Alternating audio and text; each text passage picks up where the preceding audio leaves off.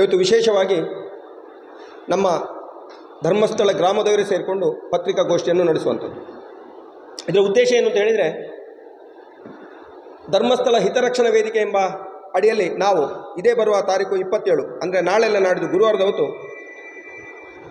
ನಮ್ಮ ಪ್ರಕೃತಿ ಚಿಕಿತ್ಸಾ ಹತ್ತಿರದಲ್ಲಿರುವಂತಹ ಮೈದಾನದಲ್ಲಿ ಧರ್ಮಸ್ಥಳ ಗ್ರಾಮಸ್ಥರಿಗೆ ಸಂಬಂಧಪಟ್ಟಂಥ ಒಂದು ಸಮಾವೇಶವನ್ನು ನಡೆಸಲಿಕ್ಕಿದ್ದೇವೆ. ಇದು ಯಾಕೆ ಮಾಡ್ತಿದ್ದೇವೆ ಅಂತ ಹೇಳಿದರೆ, ಧರ್ಮಸ್ಥಳ ಗ್ರಾಮಸ್ಥರು ನಾವೆಲ್ಲ ಇದ್ದೇವೆ, ಶ್ರೀ ಕ್ಷೇತ್ರ ಧರ್ಮಸ್ಥಳದೊಟ್ಟಿಗೆ ಇದ್ದೇವೆ ಎಂಬುದರ ಬಗ್ಗೆ ಇದೊಂದು ನಾವು ನಡೆಸುವಂಥ ಸಮಾವೇಶ. ಆಗ ನಮ್ಮ ಮನಸ್ಸಿನ ಒಂದು ಪ್ರಶ್ನೆ ಬರ್ಬೋದು, ಈ ಸಮಾವೇಶದ ಉದ್ದೇಶ ಏನು, ಹಿನ್ನೆಲೆ ಏನು ಅಂತ. ಇದನ್ನು ನಾನು ಸ್ವಲ್ಪ ನಿಮಗೆ ಹೇಳದಿದ್ದರೆ ಈ ಪತ್ರಿಕಾಗೋಷ್ಠಿಗೆ ಒಂದು ರೂಪುರೇಷೆ ಬರೋದಿಲ್ಲ. ಬಹುಶಃ ನಿಮಗೆಲ್ಲ ಗೊತ್ತಿದೆ, ನಾವು ಇದನ್ನು ಮುಚ್ಚುಮರೆ ಮಾಡುವಂಥದ್ದಿಲ್ಲ. ಸುಮಾರು 13 ವರ್ಷಗಳ ಹಿಂದೆ ಇದೇ ಪ್ರಕೃತಿ ಚಿಕಿತ್ಸಾಲಯದ ಬಳಿ ಒಬ್ಬ ಹುಡುಗಿ ಕಾಣೆ ಆಗ್ತಾಳೆ. ರಾತ್ರಿ ಸಂಜೆ 4 ಗಂಟೆ ಹೊತ್ತಿಗೆ, ಹಾಡು ಹಗಲು. ಆ ದಿನ ಅವಳ ಮನೆಯವರಿಗೆ ಅದು ವಿಚಾರ ಗೊತ್ತಿರೋದಿಲ್ಲ. ಆಮೇಲೆ ಮನೆಯವರಿಗೆ ಸಂಜೆ 6 ಗಂಟೆಗೆ ಗೊತ್ತಾಗ್ತದೆ. ಗೊತ್ತಾದ ನಂತರ ಅವರು ಹುಡುಕ್ಲಿಕ್ಕೆ ಪ್ರಾರಂಭ ಮಾಡ್ತಾರೆ. ಹುಡುಕೋ ಸಂದರ್ಭದಲ್ಲಿ ವಿಪರೀತ ಮಳೆ ಧರ್ಮಸ್ಥಳದಲ್ಲಿ ಬಂದಿರ್ತದೆ. ವಿಪರೀತ ಅಂತ ಹೇಳಿದರೆ ವಿಪರೀತ, ಬಹಳಷ್ಟು ಮಳೆ ಬಂದು ಅಲ್ಲೊಂದು ಪಕ್ಕದಲ್ಲಿ ಒಂದು ತೋಡು ಇದೆ. ಆ ತೋಡಿನಲ್ಲಿ ನೀರು ಬಂದು ನಿಮಗೆ ಗೊತ್ತಿರ್ಬೋದು, ಮಡ್ಡಿಯೊಳ ಚಡವು ಅಂತ ಹೇಳ್ತೇವೆ ನಾವು, ಅದಕ್ಕೆ ಎಣ್ಣೆಕಳ ತೋಟ ಅಂತ ಹೇಳ್ತೇವೆ. ಅಲ್ಲಿ ಮಾರ್ಗದಲ್ಲೆಲ್ಲ ನೀರು ತುಂಬಿ ನಾವು ಹೋಗದಂಥ ಪರಿಸ್ಥಿತಿ ಆಗಿತ್ತು, ಅಷ್ಟು ಬ್ಲಾಕ್ ಆಗಿತ್ತು. ಅಂತಹ ದಿನ ಗುರುವಾರವ 9/10/2012 ಆ ಹುಡುಗಿ ಸಂಜೆ ಹೊತ್ತಿಗೆ ಕಾಣೆ ಆಗ್ತಾಳೆ. ಮನೆಯವರಿಗೆ ವಿಚಾರ ಗೊತ್ತಾಗಿ ಅವರ ಮಾವ ಪ್ರಥಮವಾಗಿ ಅವಳನ್ನು ಧರ್ಮಸ್ಥಳ ನೇತ್ರಾವತಿ ಬಳಿ ಬಸ್ ಸ್ಟ್ಯಾಂಡಿಂದ ಇಳಿದು ಹೋಗುವುದನ್ನು ನೋಡಿದ್ದಾರೆ. ಒಂದು 50 ಮೀಟರ್ ದೂರದಲ್ಲಿ ನೋಡಿದ್ದಾರೆ ಅಂತ ಹೇಳೋದನ್ನು ಅವರು ಮತ್ತೆ ಬಂದು ಮನೆಯಲ್ಲಿ ಹೇಳ್ತಾರೆ. ಹಾಗಾಗಿ ಅವರು ಮನೆಯವರು ಸಂಬಂಧಿಕರೆಲ್ಲ ಹುಡುಕಾಡಿ ಆ ದಿನ ಎಲ್ಲರಿಗೆ ಅಂತ ಹೇಳಿದರೆ ಊರಿನವರೆಲ್ಲ ವಿಷಯ ಗೊತ್ತಾಗಿ ರಿಕ್ಷಾದವರೆಲ್ಲ ರಿಕ್ಷಾ ನಿಲ್ಲಿಸಿ ಹುಡುಕ್ಲಿಕ್ಕೆ ಪ್ರಾರಂಭ ಮಾಡಿದ್ರು. ಸುಮಾರು 200-300 ಜನ ಹುಡುಕ್ಲಿಕ್ಕೆ ಪ್ರಾರಂಭ ಮಾಡಿದ್ರು. ದಯವಿಟ್ಟು ಇದನ್ನು ತಪ್ಪು ಅಂತ ತಿಳ್ಕೊಳ್ಬೇಡಿ, ಯಾಕೆಂದರೆ ಮತ್ತೆ ಅದನ್ನು ಯಾಕೆ ಮಾತಾಡ್ತೇನೆ ಅಂತ ತಿಳ್ಕೊಳ್ಬೇಡಿ. ಇದರ ಹಿನ್ನೆಲೆ ನಾನು ಹೇಳದಿದ್ದರೆ ನಿಮಗೆ ಇವತ್ತಿನ ಈ ನಾವು ಸೇರಿದಂಥ ಏನು ಸಭೆ ಇದೆ ಇದಕ್ಕೆ ಒಂದು ಪರಿಪೂರ್ಣ ಆಗೋದಿಲ್ಲ ಎಂಬ ದೃಷ್ಟಿಯಲ್ಲಿ ನಾನು ಇದನ್ನು ಮಾತಾಡ್ತಿದ್ದೇನೆ. ಬಹುಶಃ ಆ ದಿನ ಹುಡುಕಿ ಆಡಿ ರಾತ್ರಿ ಕತ್ಲಾಯಿತು, ಹುಡುಕಾಡಲಿಲ್ಲ. ಆ ಹುಡುಗಿಯ ಮನೆಯವರು ಸಂಜೆ ಸುಮಾರು 9 ಗಂಟೆ ಹೊತ್ತಿಗೆ ಪೂಜ್ಯ ಕಾವಂದರಲ್ಲಿಗೆ ಹೋಗ್ತಾರೆ. ವಿಚಾರಣೆ ಮಾಡಿ, ಎಲ್ಲೆಲ್ಲ ಹುಡುಕಿದಿರಿ, ಹಾಗಾದರೆ ನಾನು ಈಗಲೇ SP ಅವರಿಗೆ ಹೇಳ್ತೇನೆ, ಆಗ ಗೃಹ ಮಂತ್ರಿ ಆದಂಥ ಅಶೋಕ್ನವರಿಗೆ ಹೇಳ್ತೇನೆ ಅಂತ ಹೇಳೋ ದೃಷ್ಟಿಯಲ್ಲಿ ಅವರಿಗೆ ವಿಚಾರವನ್ನು ತಿಳಿಸ್ತಾರೆ. ಅಷ್ಟೇ ತನಕ ಪೊಲೀಸ್ ಸ್ಟೇಷನ್ಗೆ ಹೋದರೆ, ಮನೆಯವರು ಪೊಲೀಸ್ ಸ್ಟೇಷನ್ಗೆ ಹೋದರೆ ಅವರು ಅಲರ್ಟ್ ಆಗಲಿಲ್ಲ ಅಂತ ಹೇಳಿ ಅವರ ಮನೆಯವರು ಹೇಳ್ತಾರೆ, ಅವರ ಅಜ್ಜನೇ ಹೇಳ್ತಾರೆ. ಪೊಲೀಸವರು ಕೇರ್ ಮಾಡಲಿಲ್ಲ, ಅದು ಈಗ ಮಾಮೂಲಿ ಆಗ್ತಾ ಉಂಟು, ಹುಡುಗಿ ಎಲ್ಲ ಹೋಗಿರ್ಬೋದು, ನೀವೆಲ್ಲ ಕಡೆ ಹುಡುಕಾಡಿ ನಾಳೆ ಬೆಳಿಗ್ಗೆ ಬನ್ನಿ ಅಂತ ಹೇಳಿದರು. ಇದನ್ನು ಕೇಳಿ ಹುಡುಗನ ಅಜ್ಜ, ಇಲ್ಲ ನಾವು ದನಿಗಳಲ್ಲಿ ಹೋಗಿ ಹೇಳುವ, ಅವರು ಇದಕ್ಕೆ ಕ್ರಮ ಕೈಗೊಳ್ತಾರೆ ಅಂತೇಳಿ ಅಲ್ಲಿಗೆ ಹೋದರು. ಹೆಗ್ಡೆ ಅವರು ಹೇಳಿದ ನಂತರ ಮತ್ತೆ ಗೃಹ ಸಚಿವರನ್ನು SP ಇಂದ ಪೊಲೀಸ್ ಫೋನ್ ಬಂದ ಮೇಲೆ ಇವರು ಅಲರ್ಟ್ ಆಗ್ತಾರೆ. ಅಲರ್ಟ್ ಆದವರು ಪೊಲೀಸರು ಹುಡುಕ್ತಾರೆ. ರಾತ್ರಿ ಹುಡುಕ್ಲಿಕ್ಕೆ ಆಗೋದಿಲ್ಲ, ನಾಳೆ ಬೆಳಿಗ್ಗೆ ಬನ್ನಿ ಅಂತೇಳಿ. ಇನ್ ಬಿಟ್ವೀನ್ ಹುಡುಕ್ತಾ ಇರುವಾಗ ಮಾರನೇ ದಿವಸ ಸುಮಾರು 9 ಗಂಟೆ ಹೊತ್ತಿಗೆ, ನಾನಾಗ ಪಂಚಾಯತ್ ಅಧ್ಯಕ್ಷ ಆಗಿದೆ. 9 ಗಂಟೆ ಹೊತ್ತಿಗೆ ಅವಳ ಶವ ಅವರು ಹುಡುಕಾಡಿದ ಸ್ಥಳದ ಮೇಲ್ಗಡೆ ಒಂದು ಕಾಡಿನಲ್ಲಿ ಪತ್ತೆ ಆಗ್ತದೆ. ಕಟ್ಟಿದಂಥ ಸ್ಥಿತಿಯಲ್ಲಿ ಇರ್ತದೆ ಅಂತ ಹೇಳುವಂಥ, ನಾನು ನೋಡಲಿಲ್ಲ, ಇರ್ತದೆ ಅಂತ ಹೇಳುವಂಥ ಸ್ಥಿತಿಯಲ್ಲಿ ಅಲ್ಲಿ ಪತ್ತೆ ಆಗ್ತದೆ ಅಂತ. ಆ ಸಂದರ್ಭ ಎಲ್ಲವನ್ನು ಆಗ್ತದೆ, ಪೋಸ್ಟ್ ಮಾರ್ಟಮ್ಗೆ ಕರ್ಕೊಂಡು ಹೋಗ್ತದೆ. ಹುಡುಗಿಯ ಮಾವ ಪೋಸ್ಟ್ ಮಾರ್ಟಮ್ ಮಾಡೋದೇ ಬೇಡ ಅಂತ ಹೇಳುವಂಥ ದೃಷ್ಟಿಯಲ್ಲಿ ಆದಷ್ಟು ಬೇಗ ಇದನ್ನು ಮುಗಿಸಿಬಿಡುವಂಥ ದೃಷ್ಟಿಯಲ್ಲಿ ಅವರು ಕರ್ಕೊಂಡು ಬರ್ತಾರೆ. ಸಂಜೆ ಸುಮಾರು 6 ಗಂಟೆ ಹೊತ್ತಿಗೆ ಶವ ಅವರ ಮನೆಗೆ ಬರ್ತದೆ ಪೋಸ್ಟ್ ಮಾರ್ಟಮ್ ಆಗಿ. ನಾನು ಹೋಗಿದ್ದೇನೆ, ನನ್ನೊಟ್ಟಿಗೆ ಆ ದಿನ ಗ್ರಾಮಸ್ಥರು ಕೆಲವು ಜನ ಇದ್ದರು. ಒಟ್ಟಿಗೆ ಹೋಗಿ ಆ ಹುಡುಗಿ ಬರುವಾಗ ಮನೆಯವರ ರೋದನ ತಡೀಲಿಕ್ಕೆ ಕೊಡಲಿಲ್ಲ. ನನ್ನ ಅಜ್ಜ ನನ್ನಲ್ಲಿ ಕೇಳಿದರು, ಏನಾದರೂ ನಿಮಗೆ ಇದರಲ್ಲಿ ಯಾರ ಮೇಲೆ ಡೌಟ್ ಇದೆ ಅಂತ ಹೇಳುವಾಗ, ಸರ್ ದಾದನ ಪಂಪನ ಇಷ್ಟು ಜನ ಯಾತ್ರಾರ್ಥಿಗಳು ಧರ್ಮಸ್ಥಳಕ್ಕೆ ಬರ್ತೇವೆ, ನಾವು ಏನು ಮಾಡಲಿ ಅಂತ ಹೇಳೋ ದೃಷ್ಟಿಯಲ್ಲಿ ಅವರು ಅದನ್ನು ಹೇಳಿದರು.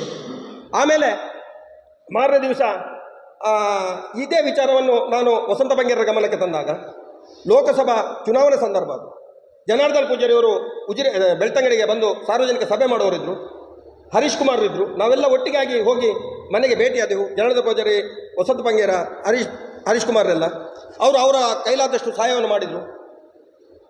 ಆಗ ಮಂತ್ರಿಗಳಾದಂಥ ರಮಣತ್ರಯಿಗಳು ಹೋಗಿದ್ದಾರೆ, ವಿನಯ್ ಕುಮಾರ್ ಸೊರಕೆಯವರು ಹೋಗಿದ್ದಾರೆ.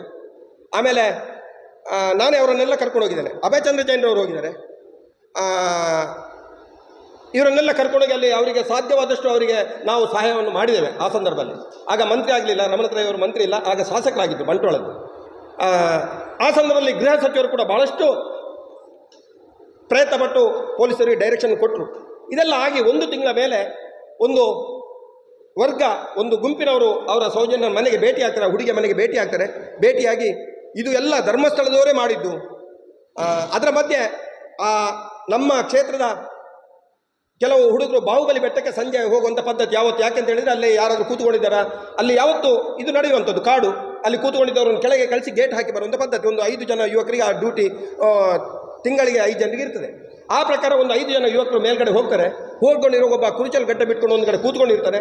ಇವರು ಪ್ರಶ್ನೆ ಕೇಳಿದಾಗ ಒಂಥರ ನಡುತ್ತಾನೆ, ಮಾತಾಡ್ಲಿಕ್ಕೆ ಆಗೋದಿಲ್ಲ. ಆಗ ಅವರು ಡೌಟ್ ಆಗಿ ಅವನನ್ನು ಹಿಡ್ಕೊಂಡು ಬರ್ತಾರೆ. ಹಿಡ್ಕೊಂಡು ಬಂದು ಏನಿಲ್ಲ, ಸೀದಾ ಅಲ್ಲಿ ಔಟ್ ಪೋಸ್ಟ್ ಇರ್ತದೆ ಧರ್ಮಸ್ಥಳದಲ್ಲಿ, ಅಲ್ಲಿಗೆ ಅವರು ಅವನನ್ನು ಹಿಡಿದು ಕೊಡ್ತಾರೆ. ಅವರು ಹಿಡಿದು ಕೊಟ್ಟಾಗ ನಾನು ಅಲ್ಲಿಗೆ ಹೋಗಿದ್ದೆ.